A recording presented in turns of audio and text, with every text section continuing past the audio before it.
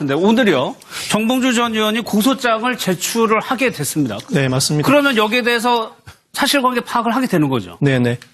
그 정봉주 의원 측 입장에서는, 전 의원 측 입장에서는 내가 강력하게 이 사실을 부인하기 때문에 명예훼손 고소를 안 할 수가 없었을 겁니다. 네. 그런데 명예훼손 고소를 하게 되면 명예훼손에는 허위사실 적시가 있고 사실 적시가 있죠. 그러면 수사기관 입장에서도 어떤 법률을 적용할지를 검토하기 위해서라도 사실인지 허위사실인지 여부를 수사를 안 할 수가 없습니다. 그래서 그러면 그 과정에서 이 성범죄 사건이 사실인지 아닌지가 드러날 수밖에 없는데 네. 가사 사실인지 사실이 아닌지가 드러나지 않는다고 하더라도 정봉주 전 의원이 지금 고소한 이 사건은 혐의가 있는 것으로 결론 나기는 좀 어려울 것 같습니다. 그 이유는 네.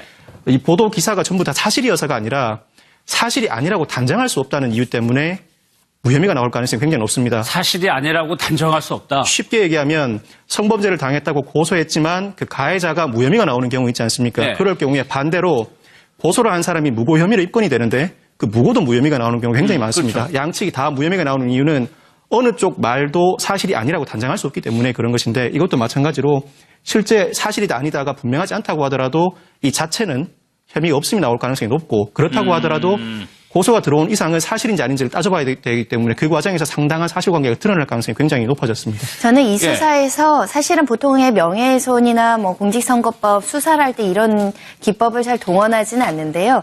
거짓말 탐지기랑 체면 수사 여부에 대해서 관련된 참고인하고 피의자, 고소인, 피고소인 관련자들에 대한 어떤 조사도 좀 꼼꼼하게 이루어졌으면 좋겠다라는 생각이 듭니다. 이미 이제 거짓말 게임, 그러니까 진실 게임으로 들어온 이상 대중들한테 이렇게 너무 적나라하게 거짓말을 하는 부분에 대해서 받아들이기 어렵거든요. 그렇죠. 지금 그 호텔에 갔는지 여부에 대해서 이렇게 명확하게 보도를 통해서 많은 국민들이 관심 갖고 있는데 거짓말을 한다. 뭐 예를 들면 기억이 소실됐거나 기억에 왜곡은 있을 수 있지만 지금 단언컨대 호텔에 갔다 안 갔다. 이건 완전히 지금 간단한 문제예요. 네, 이거는. 간단한 문제이기 때문에 좀 신속하게 수사를 해서 이 논란에 대해서 조금 진실을 확인할 수 있는 부분에 있어서는 좀 명확하게 했으면 좋겠다라는 생각은 듭니다. 그 성추행 사실건이 하나가 있고 이게 상대방의 진실성 문제. 그러니까 누가 거짓말을 하고 있느냐 부분도 좀 가려져야 될 것 같아요. 박성현 선생님, 수사를 하게 되면 어느 정도나 걸립니까?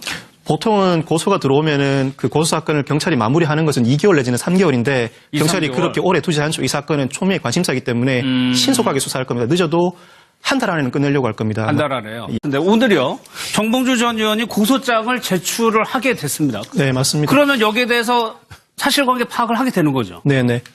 그 정봉주 의원 측 입장에서는, 전 의원 측 입장에서는 내가 강력하게 이 사실을 부인하기 때문에 명예훼손 고소를 안 할 수가 없었을 겁니다. 네. 그런데 명예훼손 고소를 하게 되면 명예훼손에는 허위사실 적시가 있고 사실 적시가 있죠. 그러면 수사기관 입장에서도 어떤 법률을 적용할지를 검토하기 위해서라도 사실인지 허위사실인지 여부를 수사를 안 할 수가 없습니다. 그래서 보도를 통해서 많은 국민들이 관심 갖고 있는데 거짓말을 한다. 뭐 예를 들면 기억이 소실됐거나 기억에 왜곡은 있을 수 있지만 지금 단언컨대 호텔에 갔다 안 갔다. 이건 완전히 지금 간단한 문제예요. 네, 이거는. 간단한 문제이기 때문에 좀 신속하게 수사를 해서 이 논란에 대해서 조금 진실을 확인할 수 있는 부분에 있어서는 좀 명확하게 했으면 좋겠다라는 생각은 듭니다. 그 성추행 사실건이 하나가 있고 이게 상대방의 진실성 문제. 명예훼손이나 뭐 공직선거법 수사를 할 때 이런 기법을 잘 동원하지는 않는데요.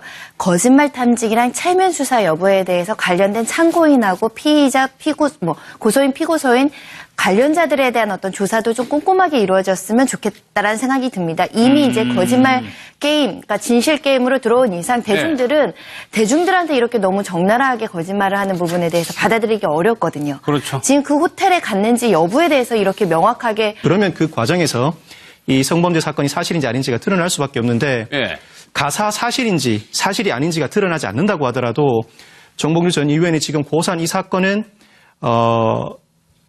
혐의가 있는 것으로 결론 나기는 좀 어려울 것 같습니다. 그 이유는 이 보도 기사가 전부 다 사실이어서가 아니라 사실이 아니라고 단정할 수 없다는 이유 때문에 무혐의가 나올 가능성이 굉장히 높습니다. 사실이 아니라고 단정할 수 없다. 쉽게 얘기하면 성범죄를 당했다고 고소했지만 그 가해자가 무혐의가 나오는 경우 있지 않습니까? 그럴 경우에 반대로 고소를 한 사람이 무고 혐의로 입건이 되는데 그 무고도 무혐의가 나오는 경우가 굉장히 많습니다. 그렇죠. 양측이 다 무혐의가 나오는 이유는 어느 쪽 말도 사실이 아니라고 단정할 수 없기 때문에 그런 것인데 이것도 마찬가지로 실제 사실이다 아니다가 분명하지 않다고 하더라도 이 자체는 혐의가 없음이 나올 가능성이 높고 그렇다고 하더라도 고소가 들어온 이상은 사실인지 아닌지를 따져봐야 되기 때문에 그 과정에서 상당한 사실관계가 드러날 가능성이 굉장히 높아졌습니다. 저는 이 수사에서 사실은 보통의